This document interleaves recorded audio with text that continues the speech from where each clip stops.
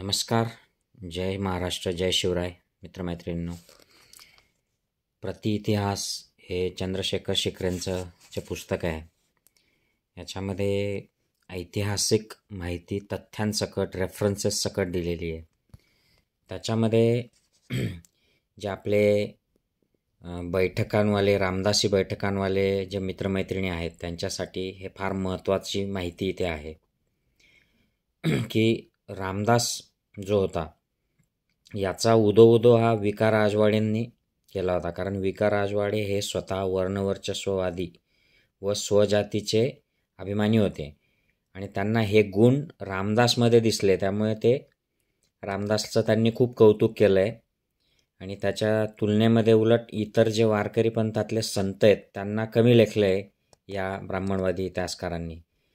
रामदास म्हणतात, गुरु तो सकळासी ब्राह्मण, जरी तो झाला क्रियाहीन, तरी तयासीच शरण अनन्य भावे असावे.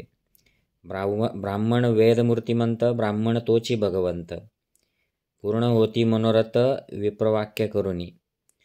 असो ब्राह्मण सुरवर वंदिती, तेथे मानव बापुडे किती, जरी ब्राह्मण मूढमती, तरी तो जगद्वंद्य. म्हणजे ब्राह्मणच सर्वश्रेष्ठ आहे. तो मूर्ख जरी असला तरी तो जगद्वंद्य, म्हणजे तो वंदनीय आहे. आता व्यक्तिशः राजवाडे पुनरुज्जीवनवादी व आर्यश्रेष्ठत्ववादी होते. वर्णांकित समाजव्यवस्थेचे ते कट्टर पुरस्कर्ते होते. म्हणजे वर्णवर्चस्ववाद त्यांना पाहिजे होता. त्यांना त्यांची सर्व मूल्य रामदासामध्ये दिसली आणि वारकरी संतांमध्ये ती निसंशयपणे दाखवणे अवघड असल्याने त्यांनी वारकरी संतांचे व विशेषतः तुकोबांचे उच्चाटन करून तेथे रामदासांची स्थापना करण्याचा जणू चंग बांधला. आचार्य सहज भागवत म्हणतात रामदासच्या कार्याविषयी की महाराष्ट्राच्या संस्कृती विकासात रामदासांचे कार्य काय हा एक विवाद्य प्रश्न बनून राहिला आहे. रामदास हे शंकराचार्यांनी पुरस्कारलेल्या नवब्राह्मण धर्माचे, म्हणजे वर्णवर्चस्ववादी जो विषमतावादी धर्म आहे तो शंकराचार्याने तयार केलेला नवब्राह्मण धर्म, ज्याला आता हिंदू धर्म म्हटलं जातं, या धर्माचे महाराष्ट्रातले प्रखर पुरस्कर्ते कोण होतं? रामदास. वैदिक परंपरेबद्दल त्यांचा आग्रह विशेष प्रकारचा आहे. चातुर्वर्ण्यातील आचार विचारांचे पालन करण्यात ते अत्यंत दक्ष होते. चातुर्वर्ण्य व्यवस्थेमागील समाजदर्शन त्यांनी आदर्श म्हणून मान्य केले होते. या आदर्शाची महाराष्ट्रात प्रस्थापना करणे हे त्यांनी आपले जीवन कार्य मानले होते. यासाठी सर्व प्रकारची संघटना करण्याचे कार्य त्यांनी हाती घेतले. त्यासाठी प्रथम आदर्श ब्राह्मण निर्माण केले पाहिजेत असे त्यांनी ठरवले. त्यांचा दासबोध यासाठीच निर्माण झाला होय. संत असूनही ते उत्कट चातुर्वर्णाभिमानी होते. त्यामुळे त्यांनी गुरुत्व सकळासी ब्राह्मण या तत्वाचा आग्रह धरलेला होता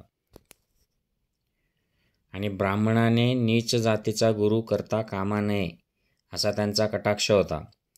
गुणांचे ब्राह्मणत्व आणि जातीचे ब्राह्मणत्व याचा रामदासीत अभेद मानलेला आहे. म्हणजे गुण असोत की नसोत, तो जातीने ब्राह्मण आहे एवढंच फक्त महत्त्वाचं आहे. याचा सामाजिक परिणाम प्रतिगामी होणे अपरिहार्य आहे व तसा तो महाराष्ट्रात झालेला आहे. आता इतिहासाचार्य त्रयश्च शेजवलकर काय म्हणतात?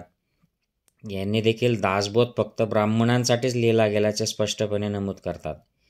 ते लिहितात, वर्णानां ब्राह्मणो गुरो हे वचन लक्षात आणून रामदासांनी रिकामटेकड्या ब्राह्मण वर्गाला समाज सुधारणेचा प्रचारक नेता करण्याचे ठरवले व तदनुरोधाने आपला दासबोध ग्रंथ त्यांच्या शिक्षणासाठी लिहिला. दासबोधाचे स्तोम माजवणाऱ्यांच्या डोळ्यात या दोन्ही विद्वानांनी झणझणीत अंजन घातले आहे. आता पुढे राजवाडे जे आहेत त्यांच्या मते रामदासांचा महाराष्ट्र धर्म म्हणजे मराठी लोकांचे कर्तव्य, आणि हे कर्तव्य दुसरे तिसरे काही नसून गोब्राह्मणांचे प्रतिपालन आणि चातुर्वर्ण्याचे पुनरुज्जीवन हे आहे.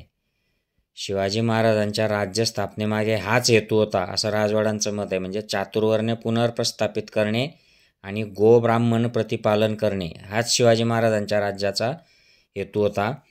तर हे असे रामदास स्वामी त्यांचा दासबोध ग्रंथ त्यांनी या शंकराचार्याच्या ब्राह्मण धर्माच्या प्रचारासाठी, जे ब्राह्मण जे लोक रिकामे होते त्यांना कामाला लावायचं, त्यांच्यासाठी तो दासबोध लिहिलेला होता. तर हा दासबोध आता बैठकांमधून सांगितला जातो. त्याच्यामध्ये हे सांगितलं जातं का विषमतावादी जे ब्राह्मण धर्माची जी तत्त्व आहेत ती आणि ती तुम्हाला पटतात का ह्या रामदासी बैठकांमधल्या लोकांना, हे तुम्ही विचार करा, वाचा, सत्य वाचा, तेव्हा तुमच्या लक्षात येईल हे सगळं जे आहे ते.